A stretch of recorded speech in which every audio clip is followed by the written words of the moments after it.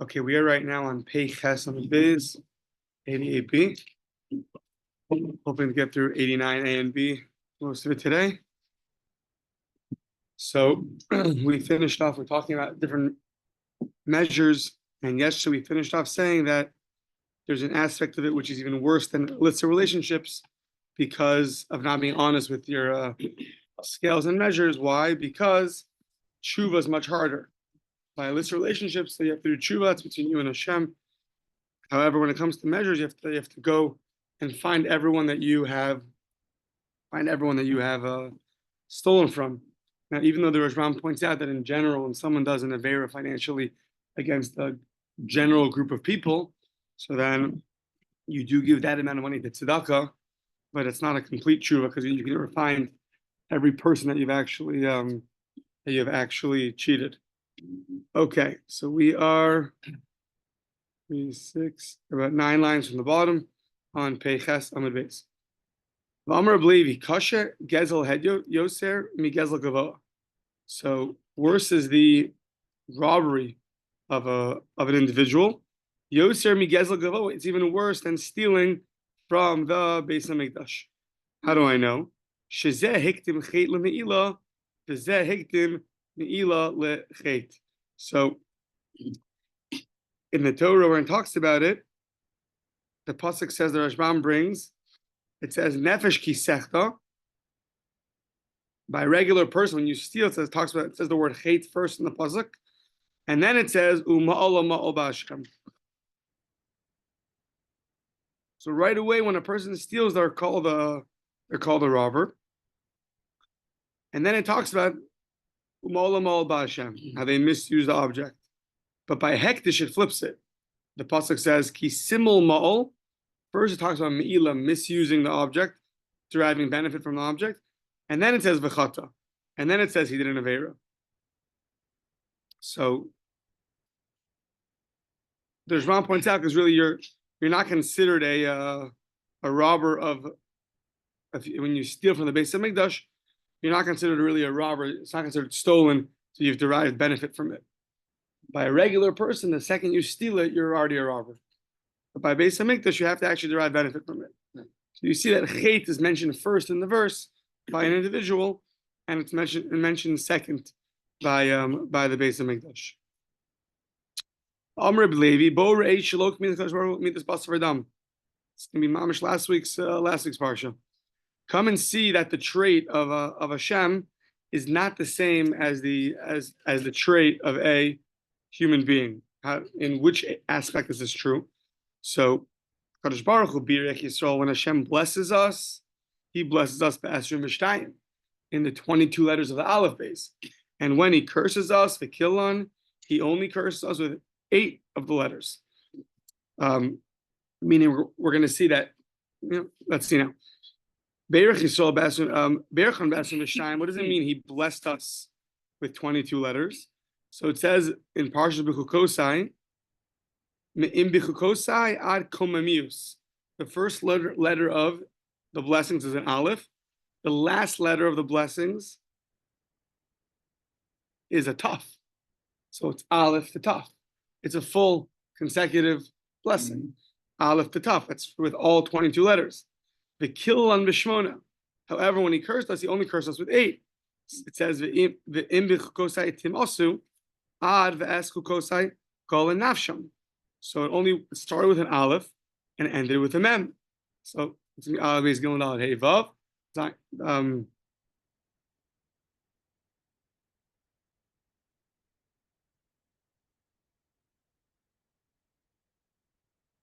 Sorry, from a vav to a mem.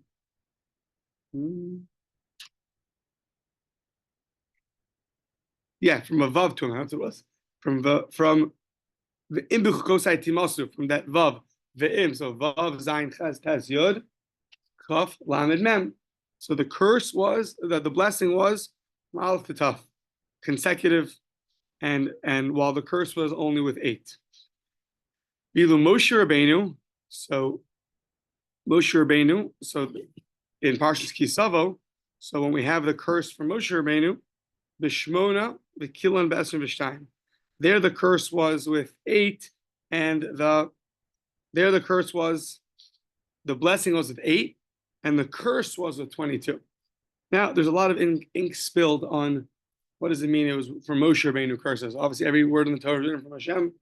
It's really a sugya in Megillah on Daf Lamed Aleph, I believe, that the Gemara there talks about the difference between the two curses. One was, it sounds like Moshe Rabbeinu, right? This passage Parsha, he's saying, I will, versus, and it's more in the third person over there in Parshas B'Kosai. So there's different explanations that are given. So some say, of course, it could have been it's Moshe's words, and then Hashem approved it and said, write down your words in the Torah. That's one option. But one should not think that since the Gemara says Moshe cursed us, that whole parsha of the Torah came from Moshe Rabbeinu. It came from Hashem, and the commentators explain, so what does it mean that Moshe cursed us? Either it was his idea and Hashem dictated the words, maybe it was his words and Hashem approved of his words. But okay. But in the cursings that we're referring to as Moshe Rabbeinu's curses, the Ilu Moshe Rabbeinu Beracham B'Shmona V'Kilam B'Esrim V'Shtayim. So where do you see Beracham B'Shmona going to the next Talmud? Mivahaya im Shamoa Tishma.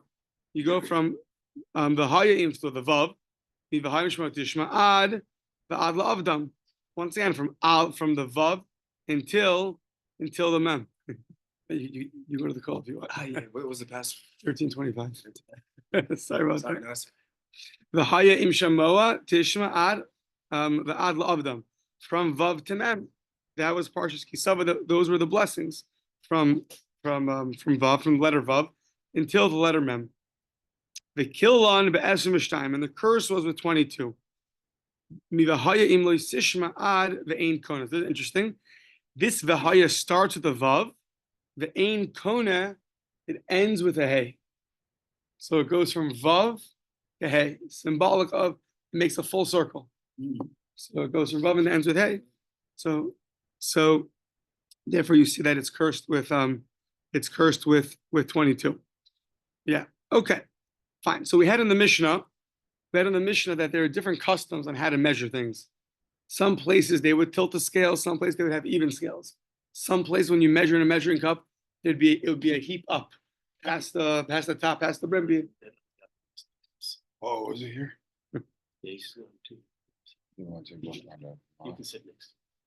So there was a heap, proceed with caution. So there was a heap, and the heap would be a brand new thing. So perfect. 3 lines down on 89A. Right? They would heap it. Some places would level it. So we have a siman. So the siman basically works out except for the last one, which I try to figure out how it fits. But the siman is, we're gonna have, I think, 10 cases coming up in the next daf.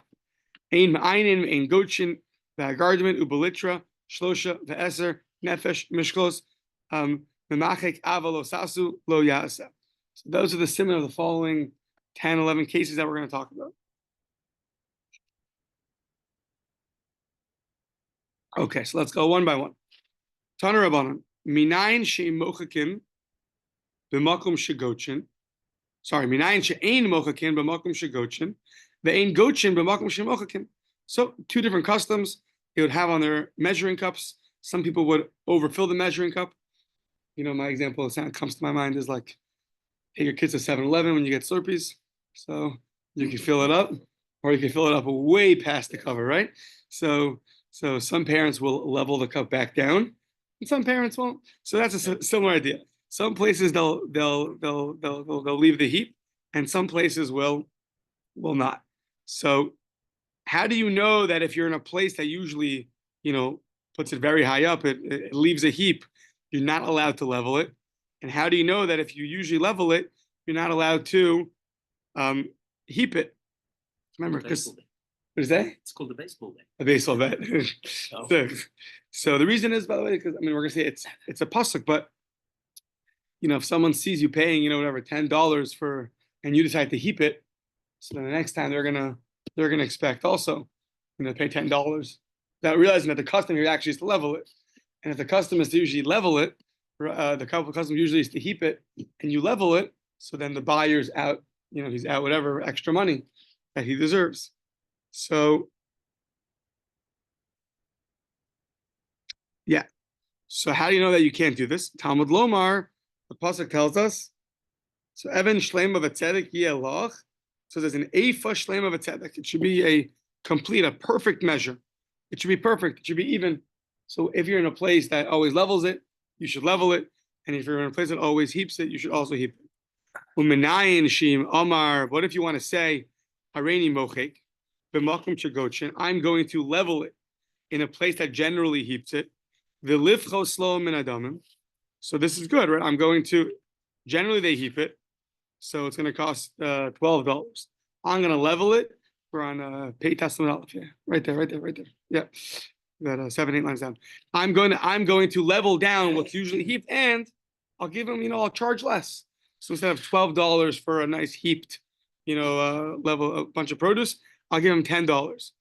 Or the Hareini Godesh Makom Shemoch. Or you know what? I'll add more. I'll heap it.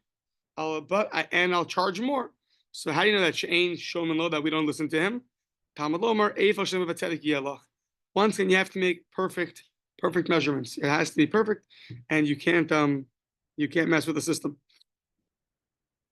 Okay. Taner Rabbanan Minayin She'ein Ma'aynin b'makom shemachrin. So there's another case that Mishnah we had. Some places would have even scales, and some places would tilt the scale a little bit in the benefit of the buyer. So Minayin She'ein Ma'aynin b'makom shemachrin b'makom shema'aynin Talmud Lomar Evan Shlema. Once again, it has to be perfect. Uminayin Shim Omar Hareini Ma'ayin b'makom shemachrin. What if a guy says, I'm going to make it even in a place where they usually add a little bit, they tilt a little bit. The lifchos lo min adam, and don't worry, I'll charge less. Or b'hareini machrei b'makom shemainin.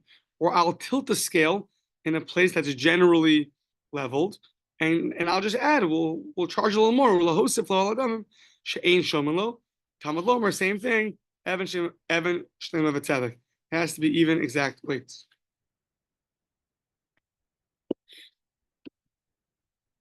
Yeah. Okay. Rabbi Yehuda Mesura. Rabbi Yehuda from Surah. So the verse tells us in Devarim, it says, Lo yelecha bebeischa eifa, ve'eifa gedolo ktana. You shouldn't have in your house, a measurement and a measurement, a big one or a small one. Then the next verse says, or really the verse before that says, Lo yelecha bekischa. You shouldn't have in your pocket, Evan ve'evan gedolo ktana, a big rock and a small rock. So generally, the Torah is telling you that don't have a big one and a small one. You should have even weights. However, Rabbi Yehuda is going to read this pasuk in a very interesting way. Rabbi Yehuda Misura, Lo yelecha bebeischa. Lo yelecha, he learned, you want to know why there's going to be no money in your house? I'll tell you why. Matam, mishum, eifa ve'eifa. Because you're using these different measures, a big measure and a small measure, you're cheating in business. Mida keneged mida, you're cheating people from their money. Hashem will ensure that you don't have money in your house. Lo yelecha bekischa. And how do you want to ensure you're not going to even have money in your pocket? Right? Matam, mishum, evan ve'evan. You have different size stones. When you measure, you use different size stones. So the same way you're cheating people in business, Hashem is going to ensure mida keneged mida that you won't have any money in your pocket either. Rather, aval evan shlema v'tzedek yelach.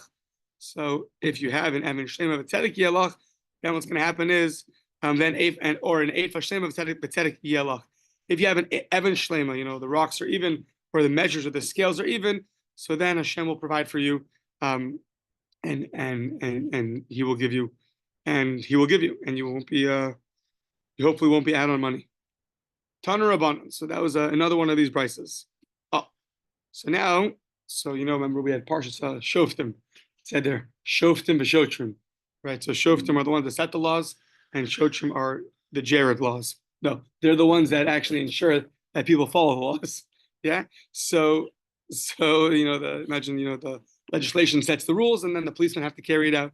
So same thing over here. Taner Rabbanan. Lo yelecha.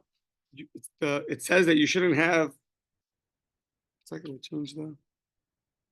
Or just maybe it's yelecha, that you should have. No, lo yelecha. So what should you do? What should you do to ensure that these things don't happen?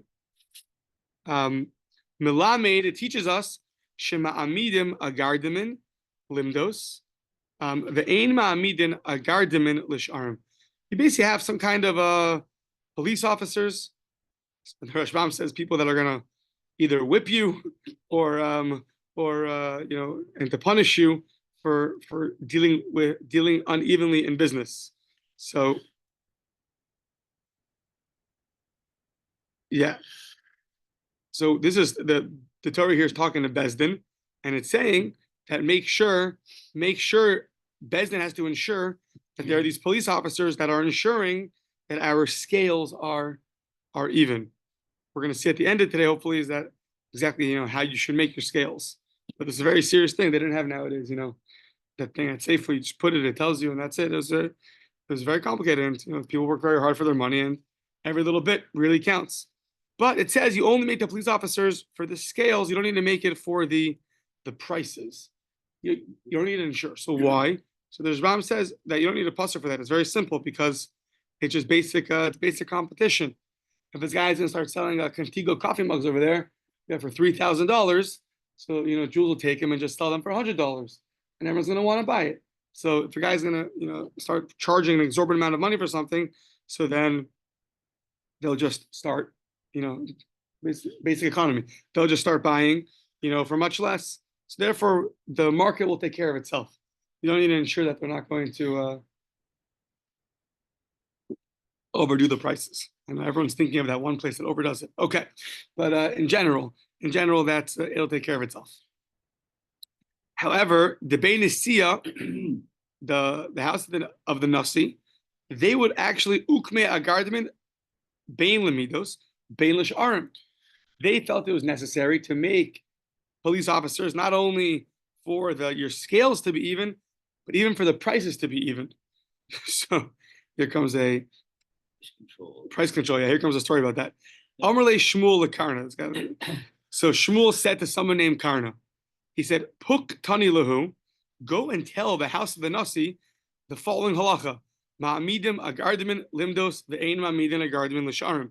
You only have to make police officers, for the scales. You don't have to ensure that the prices are good because they'll take care of themselves. And look what a good listener he was. Nafak Darsha, he went on and he said, Ma'amidin agardimin bein lemidos bein l'sharim. You and they told him the exact opposite. You should make police for the scales and you should make police for the prices. So Shmuel told Karna to tell him to not make officers for the prices. And Karna went out and said that he's going to make prices, make police officers for the prices also, price control. Okay, so Shmuel said, Amrleit, Mashmecha, what's your name? So he said, was like, you just, we're old friends over here. My name is Karna. So Shmuel told him, so tepukle Karna be'ene. You should have a horn come out of your eyes. Right?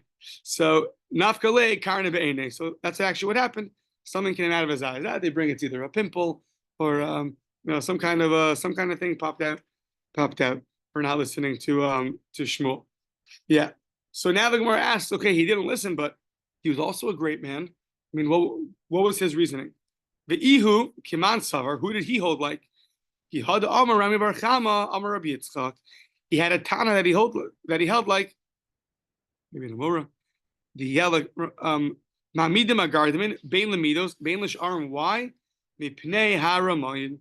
It's important to make police officers not only for the actual scales, but even for the price control. Why? Mipnei Haramayin. So these are mine. The tricksters. Haramai is a trickster.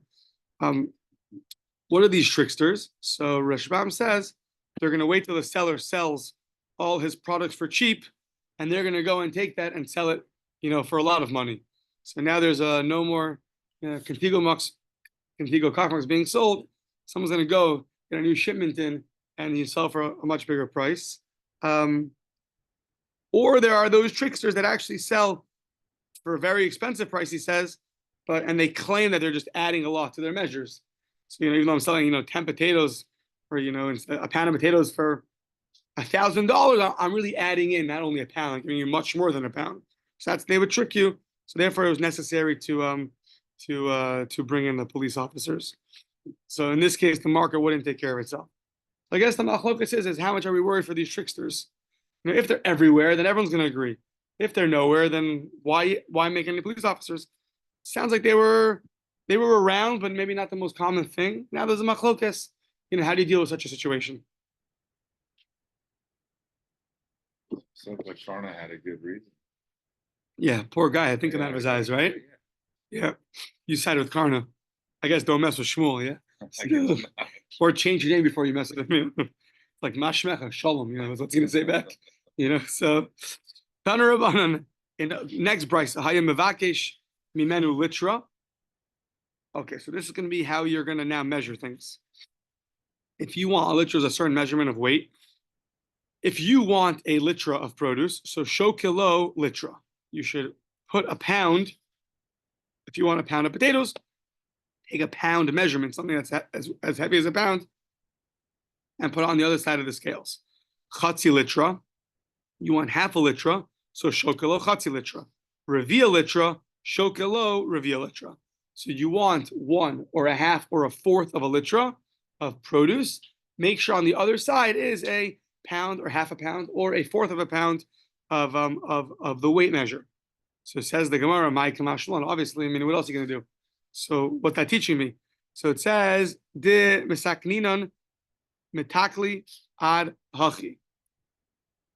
So it's telling you that what? It's telling you that you can't, right? That you have to measure it up until a fourth.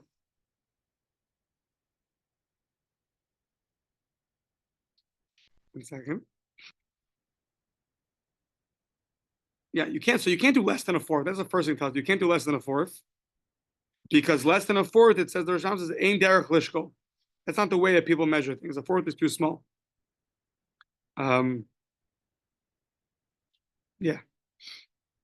Okay. So you go down until a fourth. Less than that, you don't. It's just too hard to get that measure, that physical measure that's less than a fourth of a litra on the other side. Okay. Tana Rabbanan. Hayam mevakesh mimenu shlosha revie litra. You are requesting 3/4 of a litra. So here's what you should not say. Lo yomar lo shkoli shlosha revie litra achas ela shokya litra umaniach revie litra im habasar. So you want to have a 3/4 of a litra amount of produce. How are you going to measure that? You want 3/4 of a litra. So don't say to put a Lo yomer lo shkoli shlosha revia litra achas, meaning you want 3/4 of a pound. So don't do 1/4, 2/4, and 3/4. Rather shoka litra.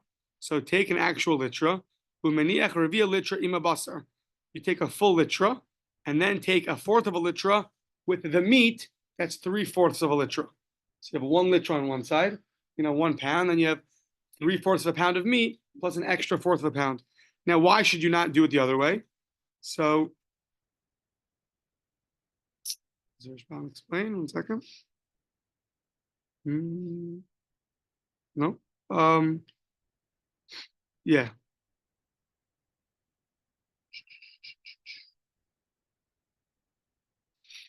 One second. Impossible to balance. Yeah, that's what it says, right? To do exactly a fourth every time, it's EF Charlotte Samsam. It's hard to do that. Okay. Yeah, okay, fine. So now, yeah, Tana Rabbanan. Hayam mevakesh mimenu eser litrin. You want 10 litrin, 10 pounds, let's say. 10 litrin of produce. Lo yomar lo shkoli achas. So don't just do 1 pound at a time, the hichriya and maybe and tilt it a little bit. Elo shokelo kulam b'basachas, the nose and echreya echad lekulam. So if you're in a place that generally tilts the scales a little bit towards the buyer, and you want 10 pounds, so don't do 1 pound and tilt for each one, because then the guy's getting much more. It's not good for the seller. Rather put all of it at one time, and then at the end it tilted a little bit, towards the buyer. Okay. Now we're going to talk about this. The art scroll. If you get everyone here, except for me, has an art scroll, so you'll help me with the pictures. They're going to bring pictures now. There's 2 kinds of scales. It sounds like one was hanging out from the ceiling, and there was a vertical pole that was going down, and then a horizontal pole, and coming off of the horizontal pole were a little bit smaller strings that were holding the actual scale. So I think the second kind of scale was coming from the ground, but the one on the ceiling that's coming down. So it's going to talk about, it depends on who you are and what you're selling. You shouldn't make it too close to the ceiling, because if it's going to tilt one way, it's going to smash your roof. Now, if you make it too low to the ground, it's going to tilt one way, it's going to smash the ground. So, okay, maybe not on this roof, but yeah, in this roof, guys, you shouldn't make it so heavy, it'll fall down. I guess maybe that's the next step after the painting on the rugs. Put in a new scale on the roof, yeah, just for Bava Batra. So, okay, so what are the measurements? So Taner Rabbanan, so nefesh, the weight of the measurement of the nefesh of the moznaim, I believe is this vertical line. The vertical pole. Yeah. So that was when I was hanging from the ceiling. Nefesh moznaim tluya ba'avir. So it's hanging in the air, meaning it was attached to the ceiling, hanging down. Shlosha tvachim. Make sure you make it 3 tvachim from the ceiling. The gavoa min haaretz shlosha tvachim. Make it off the ground 3 tvachim. The kana umasna shala shnei masar tvachim. Now the kana and the masna. So one is this kana is I think it's the middle horizontal pole that's attached to the vertical pole. And then the masna is going to be those smaller things that the scales are hanging off of, the ropes, the strings. So you have the vertical nefesh, the horizontal kana, and then you have the misna, are the 2 strings that are holding the weight together. So you should make that kana misna shala shnei masar tvachim. If you're a total of 12 tvachim. So the Rashbam says it should be arba tvachim hakana. It should be 4 tvachim the horizontal pole. The arba tvachim kol echad min hachavolim, and the strings should also each be, it should be 4 tvachim each on both sides. So you have 4 here with the strings, 4 in the middle, and you get yourself 12. Okay. This way, I guess it could balance it well. If you do it less than 4 tvachim apart, it's gonna be hard to tilt the scales. Okay, fine. Yeah. Vishal tzmarim. So let's say you're someone who's selling wool. If you're selling wool, Vishal is the gogin, and if you're selling glass, so then tluya ba'aver shnei tvachim. Wool and glass, not so heavy, so we're not worried it's going to go smash your ceiling. It can be even less. It can be even closer to the ceiling. Only 2 tvachim instead of 3. The gavoa min haaretz shnei tvachim. It can be even 2 tvachim off the ground, and then you won't risk breaking the scale, losing the wool. The kanu misna shala tisha tvachim, and the pole and the strings are going to be 9 tvachim. So you can have 3, 3, and 3. 3 for the pole in the middle, and then 3 on each side. Vishal chenvani, vishal balabayis. So if you're a storekeeper or a regular guy, so tluya ba'avir, only a tefach. It can be only a tefach. You're selling stuff that's not so heavy, even a tefach from the ceiling. The gavoa min haaretz tefach, or a tefach from the ground. The karno misna shala shisha tvachim. It can be the whole thing together. It can be 6 tvachim. So horizontally 2, and each string is going to be 2. We get 6 tvachim. Okay. Vishel turtani. Now, what if you're a turtani? These are scales that are gold and silver. You're selling. You're like selling diamonds. You're selling gold and silver. So you're selling diamonds. Those aren't so heavy, right?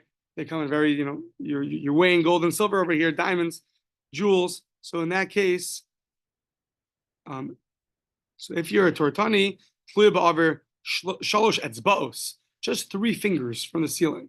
It can be very, very small measurement. You put a little diamond on, it's not going to go tilted all the way up. So even a small measurement is fine.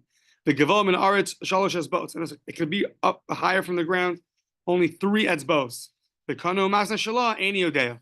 And the Gemara says, how big you want to make your horizontal pole and your strings? Don't know. Yeah. Okay. Now the first thing in this brush, the first measurement that said it had to be 3. It had to be 3 tvachim. It didn't say who you are. What are you selling? After that first case, it says if you're selling wool, glass, diamonds, and vani, balabayas. But the first one that it said has to be 3 tefachim from the ground or from the ceiling and 12 tefachim with the horizontal pole and the strings. It said, Elahach kamaisa demai, turning the page. So who is this? Who are we referring to? Amar of Papa de Grumi. These are people who make copper, coppersmith, and barzel, and they're weighing heavy weights of copper and iron, and therefore it has to be that large measurement of 3 tefachim from the ceiling and 3 tefachim from the ground. Okay. Amr of Mani Bar Patish, Kidarish Amr Leinian Isurin Kak Amr Leinian Tumasan. Just like I said, all these measurements of 3 tefachim and 3 finger breadths and 2 tefachim from the ceiling, you should know these scales, it's going to be the same halacha by Tumah. The first thing by Tumah is it has to be considered a vessel. If you're not a vessel, then you cannot receive Tumah. So if you have these kinds of scales, depending on who you are, you have to make it that measurement. Until you've made it that measurement, it will not receive Tumah because it's not considered a vessel. So if you're a coppersmith and your scale is not yet 3 tefachim, from the ceiling, and it's not 12 tefachim across, so then that's not going to be a kabel Tumah because that's not considered a vessel for you. Yeah. So even though the diamond guy can use it, but if that's who you are, that's your profession, so then it won't be makabel Tumah. That's not an Iron Man scale is made this way. If it's not done that way, it's not going to be makabel Tumah. Says the Gemara, I know this already. Everybody knows, right? The Mishnah in Kalim, right? Meaning the Mishnah in Kalim already says that we know that the strings of the storekeeper and the balabais has to be a tefach. So we see already that it gave a measurement over there, and until it's that amount, until it's a tefach, so then it's not going to be makabel tumah. So we already know that by tumah we see the measurements by tumah, so we know already that that's true. Our brisa told us, a measurement, but you know that already. We know that that's going to be the same halakha by tumah. How do I know? Looking by Hilchos Tumah, it says it has to be a tefach. So what are you teaching me that they have the same rules by measurements of a scale have to be the same by tumah? But we see that already. We see a parallel over there. So he says, yeah, but kanu umisna shala it's strictly the lotanan. The Mishnah doesn't tell you about the hollow pole and the strings that are on the scales. That it doesn't tell you. It only tells you how far it has to be from the ceiling. So that Mishnah is referring to the chevel, the string that it's hanging off the ceiling. That string is a tefach. That is exactly like our brisa says. It's going to be a tefach. So the person that said that the laws reflect each other, the laws of our measures and the laws of tumah, we're not referring to the pole that it's hanging off of or the string it's hanging off of. It was referring to the horizontal pole and the strings that are holding the scales. Those, until you make those the requisite amount, it's not going to be makabel tumah. So that's all we are coming to say. Okay. Next brisa. Taner Rabbanan ein osin mishkalos lo shel be'et v'lo shel aver v'lo shel gistrin v'lo shel shar minim atechos aval osu hu shel tsunma v'shel schuchis. The brisa says, what can you make? Remember, we had policemen that make sure your scales are good. So what can you make your scales from? So you cannot make it from either wood or shel aver is of lead or gistrin. What's gistrin? It's another kind of metal mixed. What's it called? Alloyed. V'lo shel shar. You can't make it from any other kind of metal. Rather, aval osehu shel tsunma, of stone or of glass. Sounds like wood and metal. They rot. They rot over in the rainy season.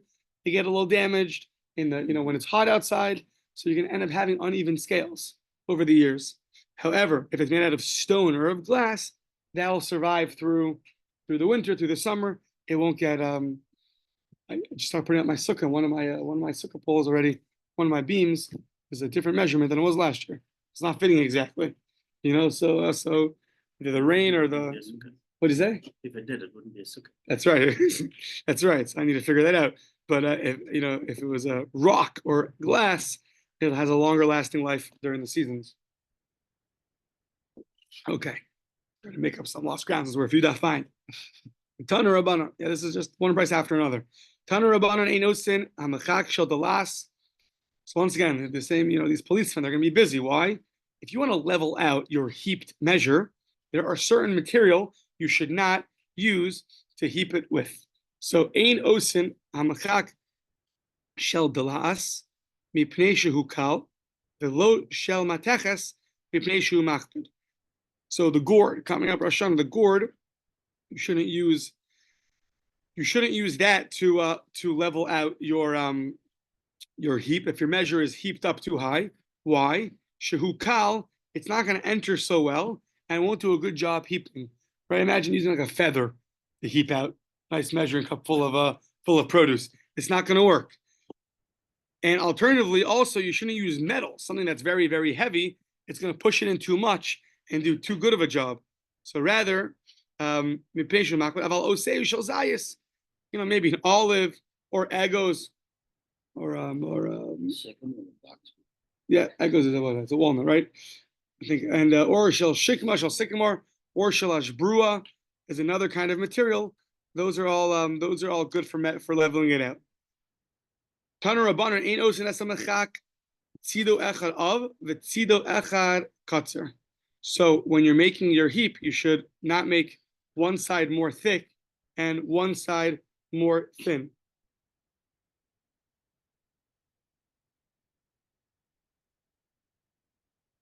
Meaning it's referring to something which is thin on one side and thick on the other side, because the thin part's going to go into the produce and do a very good job, but the thicker part's not going to go so well and it won't do a good job heaping. So you shouldn't use something which is too thick or too thin.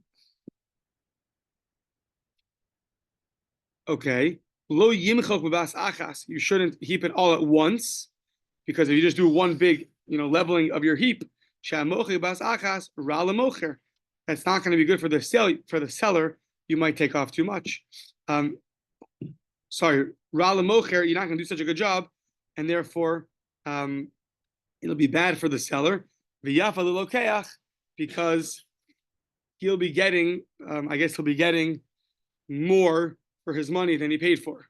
So if usually it's leveled out, and here you don't do the best job leveling it out, so he's going to be happy that instead of getting 10 pounds, he got 11 pounds.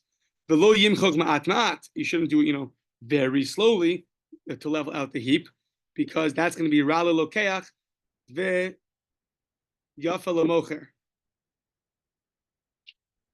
So in this case, it's not going to be good for the buyer, because if you do it a little at a time, you might take off more than what the buyer is supposed to buy. So he's gonna end up buying less, and v'yafa lamocher. Now the mocher is gonna get more money than he was planning to. He'll get more money for his produce. So in one event, you don't take off enough, and if you don't take off enough, the buyer wins and the seller loses out. If you take off too much, so then the seller is going to lose out. Then the seller is going to be happy, and the buyer is not going to be happy.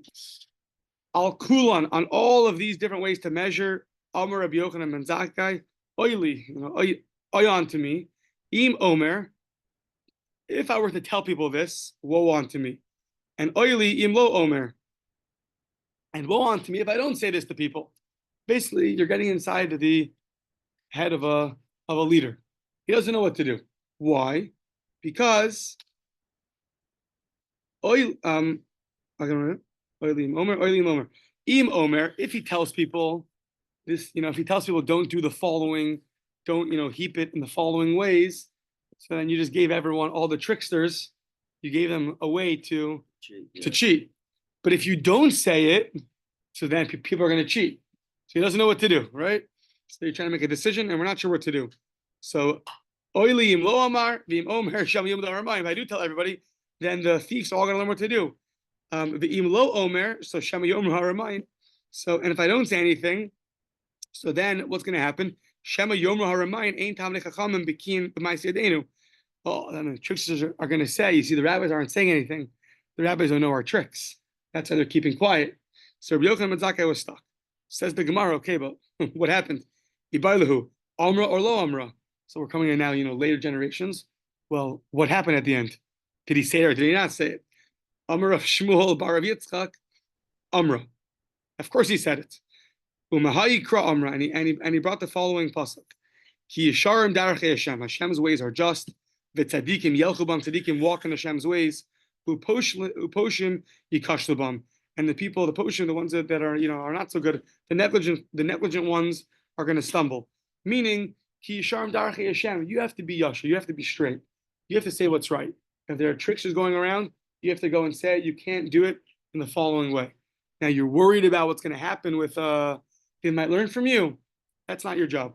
Your job is do what's yashar, do what Hashem wants, and the poshim, the ones who are not going to listen, they'll have to stumble in Hashem's ways. But that can't be on your cheshbon. You have to do what's right. So if there's dishonesty going around, you have to tell people this is a way to do business dishonestly. You cannot do it, and you can't be worried about what's going to happen if they're going to learn from you. That leave that up to Hashem. He'll take care of the tricksters. Okay. So you shouldn't do iniquity. You shouldn't be dishonest in mishpat, mida, mishkal, umeshura. 4 kinds of measurements. You shouldn't be dishonest in any one of those 4. What are these 4? The mida zu medidas karka, when you're measuring the ground. When you're measuring the ground, here it's referring to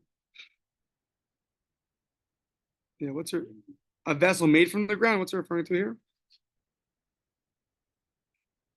Liquid. The Torah says you should do no wrong in judgment and measure of length or weight or in liquid measure. So it sounds like here when you have 2 people buying land they're partners, right? So you shouldn't measure for one partner in the summertime, another partner in the rainy season. It's going to be uneven. The mishkal. You shouldn't submerge your weights in salt. I guess to preserve them, it makes them much heavier. The meshura shelo yartiach. How do they translate meshura? Liquid measure. So there you and a liquid measure shelo yartiach. You shouldn't also submit that into it should become frothy, right. It should become frothy. Good. The kal v'chomer. We're going to learn the kal v'chomer now. So uma meshura shehi echad mishloshim v'shisha belog. A meshura, the little bit of froth. It's like when you pour the coke in fast, the top part of froth. So it's such a small measure. It's echad. It's one of shloshim v'shisha of 36 lug. The article brings it's like a tiny measure, and yet the Torah is so makpid. You should make sure to not even cheat with that tiny little amount of froth. It's going to be actually when you're pouring wine out, make sure you don't even sell with a little bit of froth, totally even. And it's such a small amount. It's one of 36 of a lug. Higbid of Torah kal v'chomer lehin v'chatzihin v'shishahin v'rvisin. All these bigger measurements. V'lug v'chatzi lug v'rvis v'chatzi tuman v'uchla.